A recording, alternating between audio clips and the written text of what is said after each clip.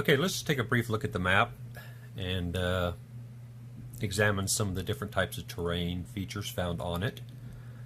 To the left I have the terrain key from the rules. To the right is the actual map itself. Like I said, the map is just two colors, different tones, with a hexagonal grid superimposed on it. On the left here we have the different classes of land hexes. We have class 1, which is atolls and inlets, or islets, whatever it is. And we have class 2 land, which are larger islands and continents. Then we have mountain hex sides. And then we have desert hexes, which have a crosshatch on them. And then we have sea hexes, which are clear. On the actual map itself, let's see, where are we at? What am I looking at? Down here, this would be the mountain hex spine or whatever.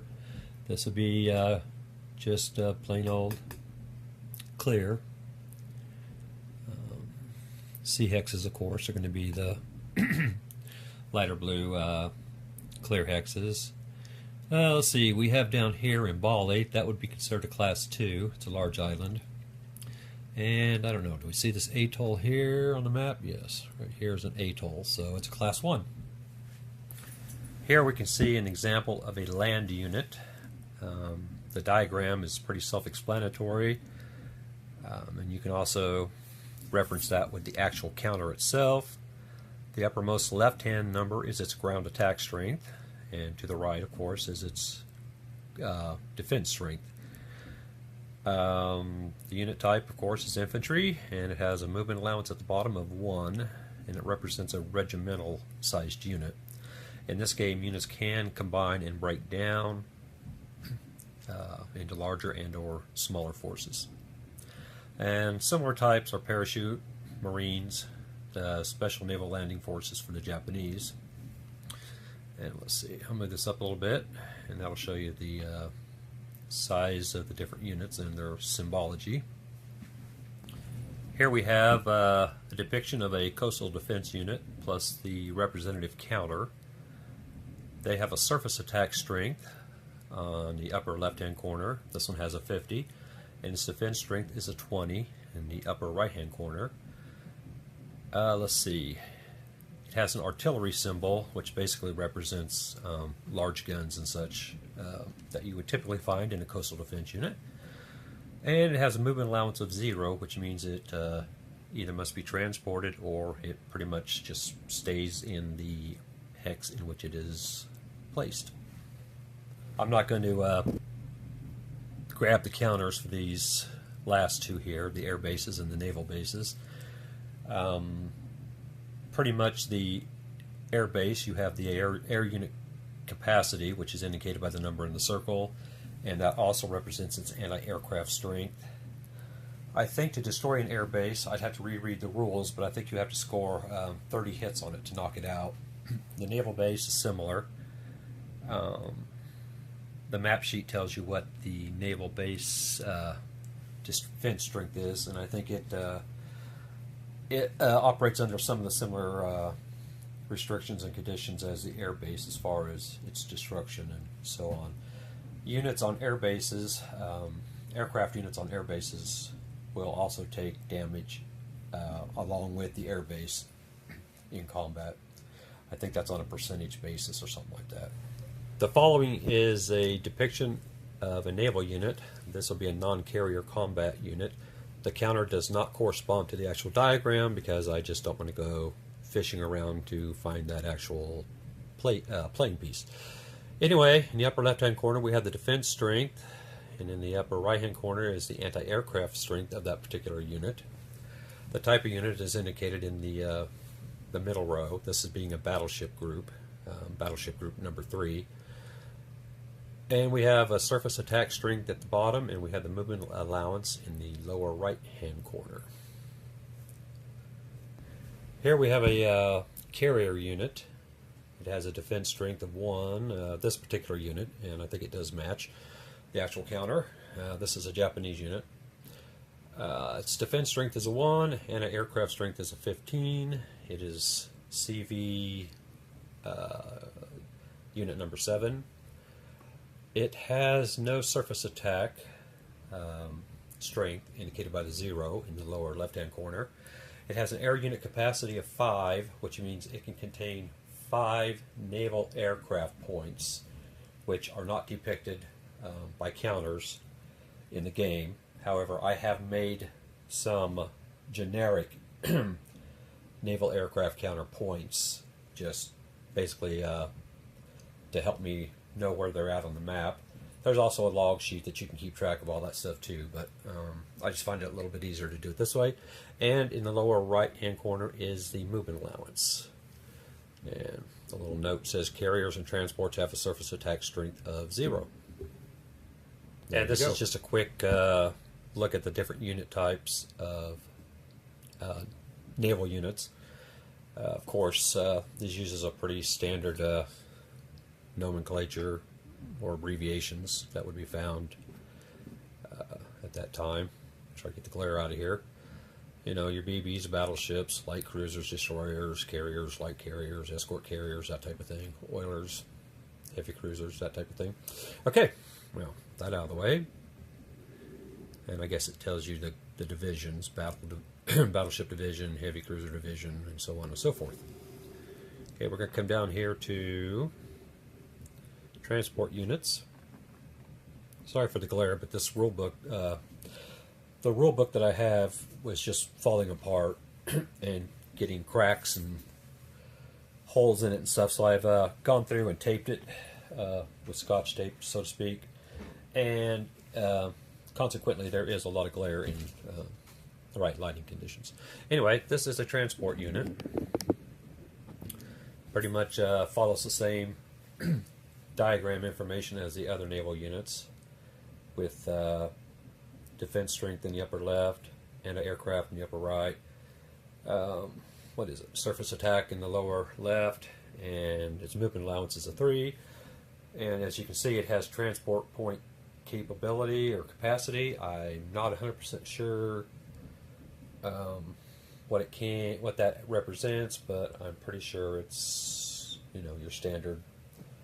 Everything costs so much to be transported, and that's the amount it can transport. As you can tell, I haven't really dug into the rules in a very detailed manner, but we'll press on. And then we have the different types of units, transport units, assault transport, that type of thing. Next up are the air units. Here we have depicted a typical air unit. Air units come in points, so to speak, as do the naval aircraft points. They're like change. You can change them to, you know, in different denominations as indicated by the number of air points on the middle row left-hand side. The top one represents, the actual counter represents 1 LAC or land aircraft. The bottom counter represents 10 of those, and as you see, the values change approximately by, you know, times 10. Air-to-air strength, upper left-hand corner, is divided into normal range and at extended range. The normal range, of course, is going to have a higher combat value. And then we have the number of air points and the type. This is land aircraft, as I mentioned earlier. And then we have the bombardment strength in the lower left-hand corner. 1 air point is rated at 14 for the Japanese, and 10 is 140. And then we have the range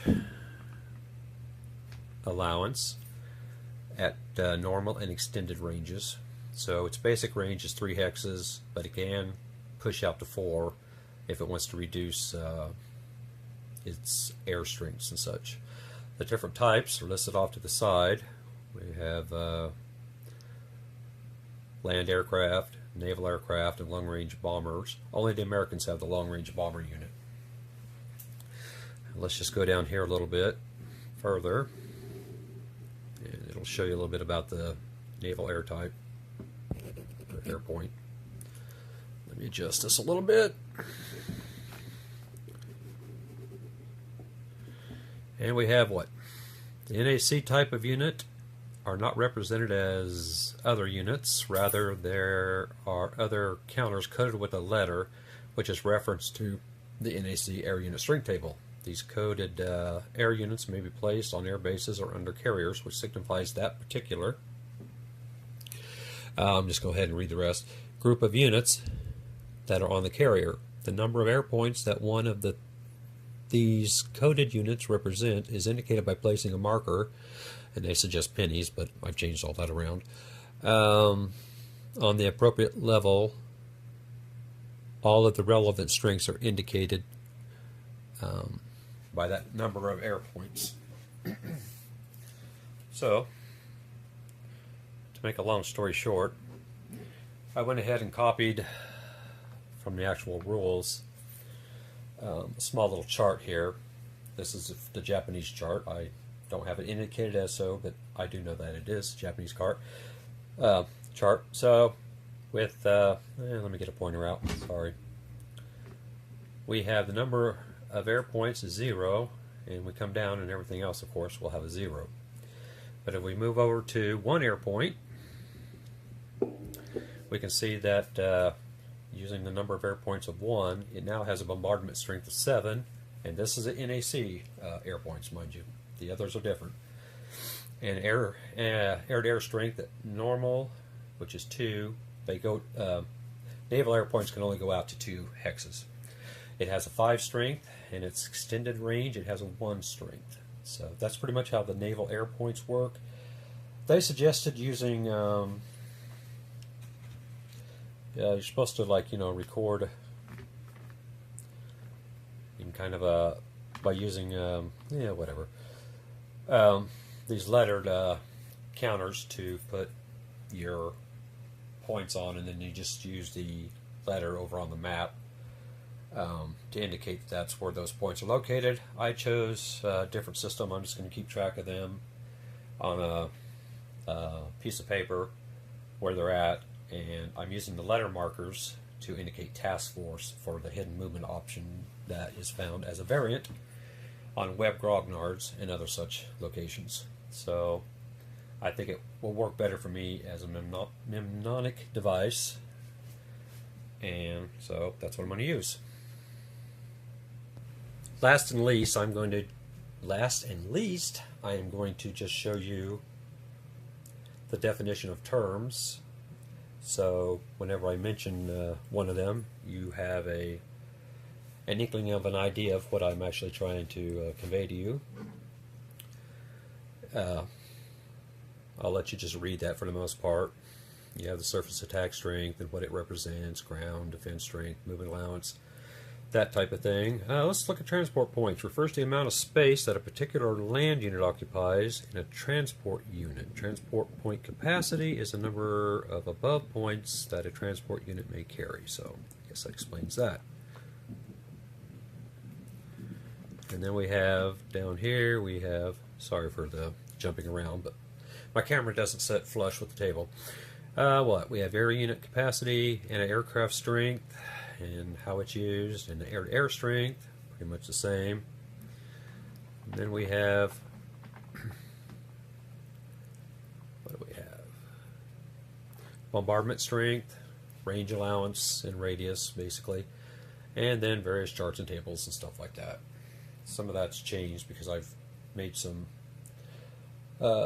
play aids and homebrew stuff. So anyway, that's pretty much that. I'm just going to go through the sequence of play, and then I think we'll get started.